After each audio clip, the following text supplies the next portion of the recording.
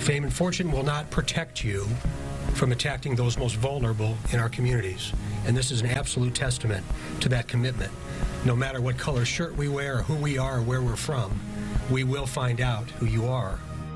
Caught and charged. Court documents reveal Jared Fogle paid for sex with minors. RTV6 uncovering what's next for the now former Subway pitchman. And we're just hours from the big changes in the weather. With more comfortable temperatures come storms and thunderstorms. Kevin is tracking who could get hit and when.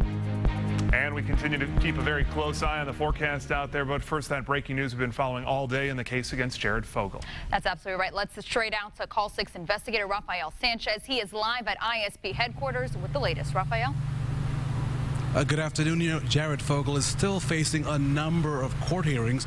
We are here live at the State Police Post on the city's east side, and behind me, that vehicle behind me may look somewhat familiar. That is the forensic mobile lab that was parked in the driveway of Jared Fogle's Zionsville home back on July the 7th. That is the unit that helped recover some of the evidence that brought about those criminal charges that became public today. We'll go inside that lab coming up on the news at 4:30. But today, we got some revelations about Jared Fogle, the man that encouraged many people to eat healthy, the former Subway spokesperson who encouraged families to eat healthy.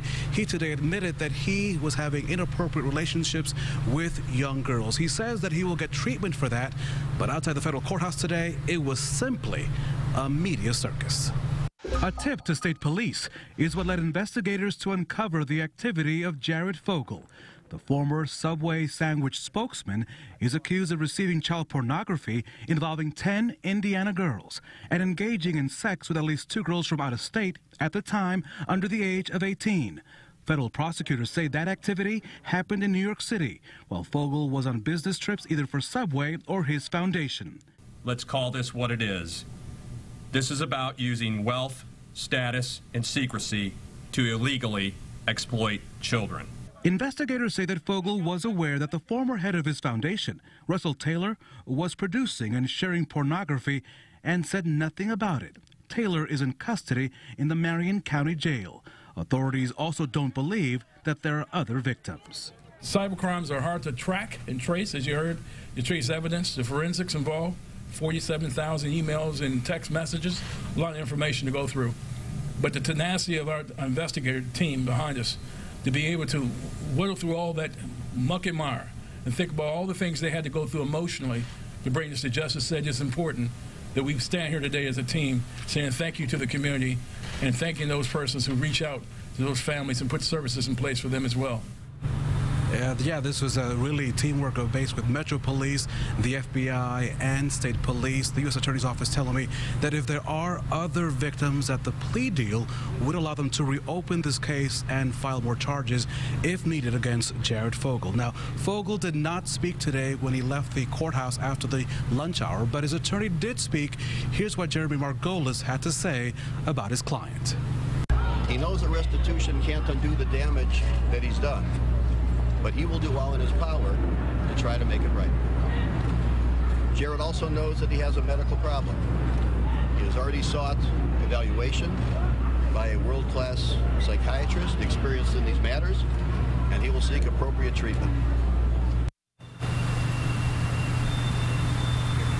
You heard there from Jeremy Margolis, the attorney for Jared Fogle. You also heard what could be already the beginning of the defense in this case, in Jared Fogle citing a medical condition for what happened. The U.S. Attorney's Office saying that they will wait to see if that is used. Nonetheless, they will still proceed with what they want, which is at least 5 years in prison.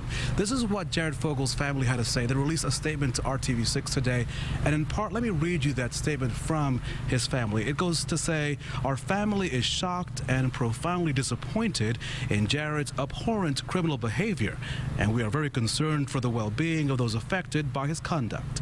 At the same time, we are gratified that Jared is accepting responsibility for what he has done by agreeing to plead guilty to charges filed today and by volunteering to make restitution to the victims. That is in part what the family had to say. We have the entire statement posted on our website, theindychannel.com. This has been a very complicated case for all involved, the FBI, the state police, and of course the Metro Police Department.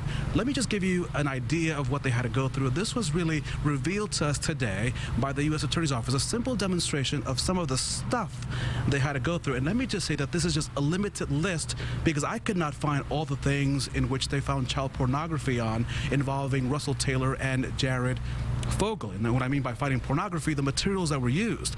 For example, investigators had to go through 16 smartphones, 5 tablets, 6 laptops, 6 loose hard drives, 10 memory cards, 46 CDs, and 22 DVDs, and there was so much more. There was also some MP3 players that were involved in the situation. And just to give you the magnitude, Melissa and Jason, we are talking about 27,000 emails, more than 27,000 emails, more than 3,000 videos involved in this investigation, and more than 160,000 texts. All information that all those investigators had to go through before we got the criminal charges released to us today in Indianapolis in the federal courthouse. I'll have much more coming up on this developing story here from the State Police Post on the city's east side. For the now, Rafael Sanchez.